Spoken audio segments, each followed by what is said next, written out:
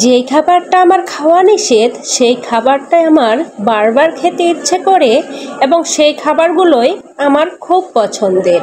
যেমন চিংড়ি মাছ, কচু, এগুলোতে আমার প্রচুর অ্যালার্জি। তারপরও আমার এই খাবারগুলো খেতে কী যে ভীষণ ভালো লাগে, বারবার ইচ্ছে করে এই খাবারগুলো আমি খাই। হ্যালো এভরিওয়ান, আসসালামু আলাইকুম। আশা করি আপনারা সবাই ভালো আছেন। আল্লাহর রহমতে আমি অনেক ভালো আছি। তো বাজার থেকে আপনাদের ভাইয়া চিংড়ি মাছ নিয়ে আসছে, আর আমি বলছিলাম সাথে কচুরমুখী নিয়ে আসতে। তো কচুরমুখীগুলো নিয়ে আসছে, আমি কচুরমুখী চিংড়ি মাছ দিয়ে ঘাটি রান্না করব। এই খাবারটা আমার খুবই পছন্দের, কিন্তু আমার প্রচুর অ্যালার্জি হওয়ায় এই খাবারগুলো খাওয়ার নিষেধ। তারপরও বছরে আমি 1-2 বার খেয়ে থাকি। যেহেতু এই কচুরমুখী নতুন আসছে, আর এই কচুরমুখী না খেলে তো আমার কোনো ক্রমেই ভালো লাগবে না, শান্তি লাগবে না।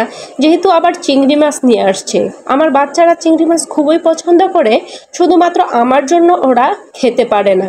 তো আমি কচুরমুখীগুলো ভালোভাবে ছুলিয়ে কেটে নিয়েছি এবং সবগুলো কচুরমুখী ধুয়ে আমি ভাপিয়ে নেব। অপরদিকে আমি চিংড়ি মাছগুলো খুব ভালোভাবে পরিষ্কার করে নিয়েছি। চুলায় আমি বসিয়ে দিলাম কচুরমুখীগুলো। ওইদিকে আমি পেঁয়াজ, কাঁচামরিচ কেটে নিয়েছি। আমি আবার পাটায় আদা রসুন বেটে নিচ্ছি। আমি চিংড়ি মাছে এবং কচুরমুখীতে একটু আদা রসুন বাটা দিব, যেন খেতে ভালো লাগে। আর চিংড়ি মাছের একটা আষ্টে ঘ্রাণ আছে, যেন এই ঘ্রাণটা চলে যায়। আমি পেঁয়াজ কাঁচামরিচগুলো ভেজে নিয়ে তার মাঝে দিয়ে দেব আদা রসুন বাটা।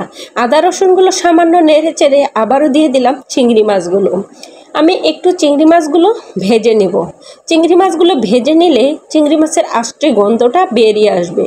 এবং চিংড়ি মাছগুলো ভাজা হয়ে গেছে, এখন আমি সামান্য পানি দিয়ে তাতে একে একে মশলা অ্যাড করব। দিয়ে দিলাম আমি হলুদ গুঁড়া, আমার হাতের বানানো মশলার গুঁড়া, আর দিয়ে দিয়েছি সামান্য মরিচ গুঁড়া। এখন দিয়ে দিলাম লবণ। আমি খুব ভালোভাবে কষাবো না, যেহেতু কচুরমুখীগুলো আমি ভেঙে রান্না করব।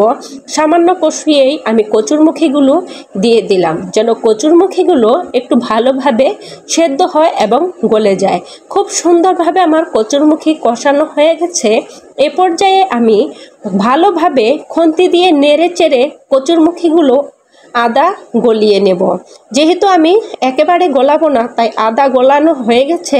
এখন আমি সুন্দর করে গলিয়ে নিয়ে তার মাঝে পানি দিয়ে দিয়েছি। দেখেন ঝোলটা কি সুন্দর ঘন হয়ে আসছে এবং কিছু কিছু আস্ত কচুরমুখী রয়ে গেছে।